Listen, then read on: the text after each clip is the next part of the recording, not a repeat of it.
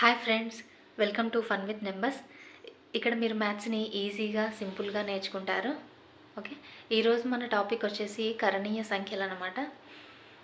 కరణీయ సంఖ్యలు అంటే irrational numbers అనమాట. ఇర్రేషనల్ నెంబర్స్ అంటే మనం ఆల్రెడీ రేషనల్ నెంబర్స్ గురించి చూసాము. ఓకే, ఇర్రేషనల్ నెంబర్స్ అంటే ఏంటివి అంటే, రేషనల్ నెంబర్ అంటే ఏంటి, p/q ఫామ్లో రాసేవన్నీ కూడా రేషనల్ నెంబర్స్ అని చెప్పుకున్నాము. q is not equal to 0 కదా, ఇది రేషనల్ నెంబర్. అయితే ఇర్రేషనల్ నెంబర్ అంటే ఏంటి అంటే, p/q ఫామ్లో రాయలేని నెంబర్స్ అయితే ఏవైతే ఉంటాయో అవి కరణీయ సంఖ్యలు అవుతాయి.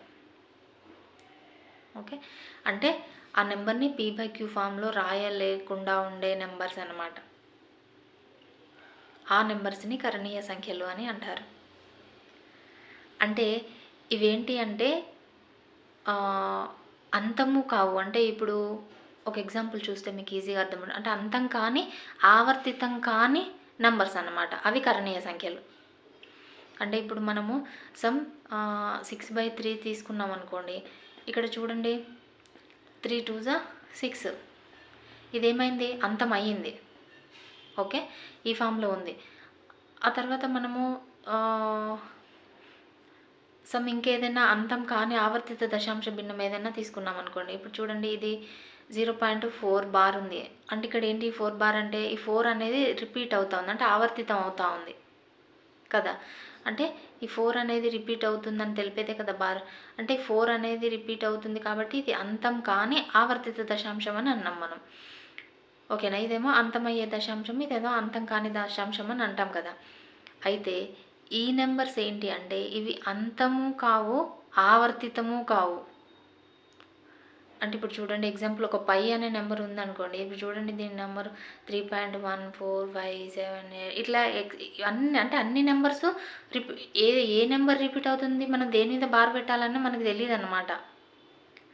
అంటే అన్ని నెంబర్స్ ఏదో ఒకటి రిపీట్ అవుతూ ఉంటుంది అన్నట్టు. అందులో ఏది రిపీట్ అయ్యింది, దేని మీద బార్ పెట్టాలనేది మనకు అర్థం కాదు. అలాంటి నెంబర్స్ని కరణీయ సంఖ్యలు అంటే, అంతం కావు ఆవర్తితము కావు, అలాంటి నెంబర్స్ని కరణీయ సంఖ్యలు అంటారు. ఎగ్జాంపుల్ √2, ఇవి ఈ ఫామ్లోనే ఉంటాయి. ఓకే, √5 ఇలా ఈ నెంబర్స్ని కరణీయ సంఖ్యలు అని అంటారనమాట. ఇవి ఏ ఫామ్లో ఉంటాయంటే, nth రూట్ ఏ ఫామ్లో ఉంటాయి. ఈ n అనేది న్యాచురల్ నెంబర్స్ ఎక్సెప్ట్ 1. అంటే ఈ n ప్లేస్లో 1 తప్ప అన్నీ ఉండొచ్చు, అన్ని న్యాచురల్ నెంబర్స్ ఉండొచ్చు, మన ఇష్టం. అంటే స్క్వేర్ రూట్ ఉండొచ్చు, క్యూబ్ రూట్ ఉండొచ్చు, 4th రూట్ ఉండొచ్చు, 5th రూట్ ఉండొచ్చు, ఎనీథింగ్ ఏవైనా ఉండొచ్చు. అంటే ఇక్కడ ఆర్డర్ అనేది ఏదైనా ఉండొచ్చు, బట్ 1 అనేది ఉండకూడదు అనమాట న్యాచురల్ నెంబర్లో, ఎక్సెప్ట్ 1. ఓకే, ఈ ఫామ్లో ఉంటుంది. దీన్ని రాడికల్ అని అంటారనమాట. రాడికల్ ఫామ్ తెలుగులో కూడా అదే అంటారు, ఇంగ్లీష్లో కూడా అదే అంటారు.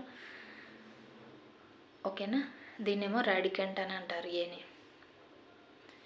ఓకేనా, ఈ ఏ అనేది పాజిటివ్ ఇంటీజర్ అయి ఉండాలి, పాజిటివ్ రేషనల్ నెంబర్ అయి ఉండాలి. అంటే నెగిటివ్ ఉండకూడదు లోపల. ఇప్పుడు nth రూట్ -a అనేది ఉండదు. ఓకేనా, అంటే ఇది కరణి అవ్వదన్నమాట. ఓకేనా, ఇది ప్లస్లో మాత్రమే ఉండాలి.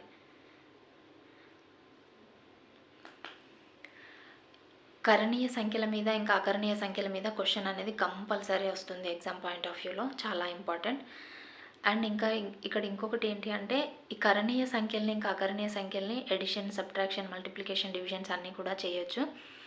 అయితే అకరణీయ సంఖ్యల్ని కరణీయ సంఖ్యల్ని కంబైన్గా ఇస్తాడు, ఒక్కొక్కసారి ఆ రెండింటిని విడివిడిగా కూడా ఇస్తాడు. అయితే చేస్తే వచ్చే నంబరు ఒక క్వశ్చన్ ఇస్తాడు, ఆ రెండింటిని మల్టిప్లై కానీ ఎడిషన్ కానీ ఏదైనా కొన్ని ఆప్షన్స్ ఇస్తాడు, ఒక 4 ఇచ్చి వచ్చేది కరణీయ సంఖ్య అకరణీయ సంఖ్య అని అడుగుతాడు అనమాట. అంటే పర్టికులర్గా ఈ రెండింటిని ఇప్పుడు సమ్ 2 + √3 అనే నెంబర్ ఉందనుకోండి. దీన్ని ఇంకా మనం ఏం చేయలేము, ఇంక ఇది ఇంతే. ఇలాంటి ఒక నెంబర్ ఇచ్చి పక్కన ఇంకో 5 + √3 అని ఇలా ఇచ్చాడు అనుకోండి, ఈ రెండింటిని ఎడిషన్ చేయమంటే మనం జస్ట్ నార్మల్గా ఉన్న నెంబర్స్ని మాత్రమే ఎడిషన్ చేస్తాం, అంతే తప్ప ఇంకా వీటిని ఏం చెయ్యలేము. అంటే ఒక రేషనల్ నెంబర్ ఒక ఇర్రేషనల్ నెంబర్ని ఎడిషన్ చేయాలి అంటే ఇప్పుడు ఈ రెండింటిని ఎలా చేస్తాం, 2 + 2 √3 + 5 + √3 అని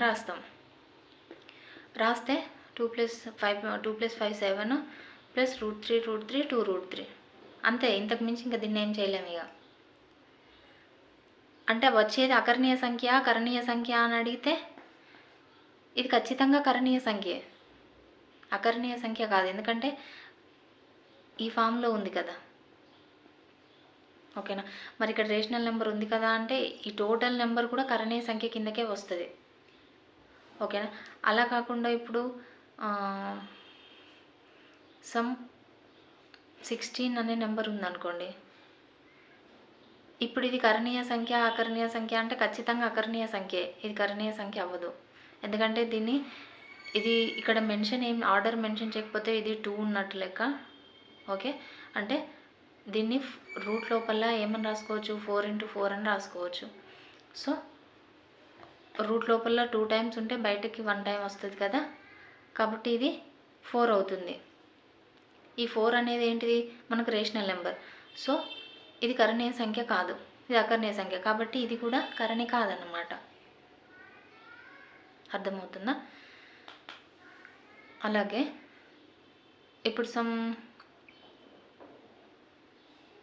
√16 బై ఓకే ఇది కాదు √8 బై √6 అనే నెంబర్ ఉందనుకోండి. ఈ రెండింటిని డివిజన్ చేయాలంటే √a బై √b ఉంటే √a/b అని రాయొచ్చు అనమాట. ఇప్పుడు దీన్ని √8/6 అని రాయొచ్చు. 2 4s 2 3s, సో √4/3 అని రాయొచ్చు.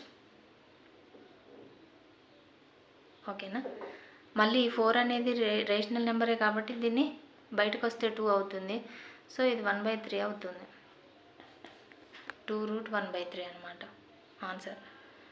డివిజన్ ఇలా ఉంటుంది. ఇంకా మల్టిప్లికేషన్ అంటే √5 × √3 ఉందనుకోండి, ఈ రెండింటిని మల్టిప్లై చేయాలి అంటే √a × √b ఉంటే √ab అని రాసుకోవచ్చు. ఓకే. ఇప్పుడు దీన్ని √5 × 3 అని రాసుకోవచ్చు, √15 అవుతుంది అన్నమాట. ఓకేనా. అంటే సేమ్ ఆర్డర్ కదా, ఆర్డర్ సేమ్ ఉన్నప్పుడు ఇలా ఆర్డర్ మీరు ఇప్పుడు ఇక్కడ స్క్వేర్ 2 ఉందని కాదు, ఆర్డర్ 2 ఉంది కదా, నా ఆర్డర్ 3 పెట్టుకున్నా కూడా నో ప్రాబ్లం. అంటే సేమ్ ఆర్డర్ ఉన్నప్పుడు ఇలా రాయొచ్చు, √a × √b ఉంటే √ab అని రాసుకోవచ్చు అనమాట. ఓకే. అడిషన్ మల్టిప్లికేషన్ సబ్ట్రాక్షన్ అనేది ఇలా ఉంటుంది. ఇంకా వీటి ఆర్డర్ అంటే కొన్ని ఏది బిగ్ నెంబర్ ఏది స్మాల్ నెంబర్ అలా కూడా అడుగుతారు. వీటిని ఆర్డర్ మార్చడము అవన్నీ కూడా ఉంటాయి. అవన్నీ మనం నెక్స్ట్ వీడియోలో చూద్దాము. మళ్ళీ అర్థం కాదు, వీడియో లెంతీ అయిపోతుంది. ఓకే. ఇప్పటివరకైతే అర్థమైందని అనుకుంటున్నాను. వీడియో కనుక నచ్చితే ఒక లైక్ చేయండి, అలాగే సబ్స్క్రైబ్ చేసుకోండి. Thank you. బాయ్.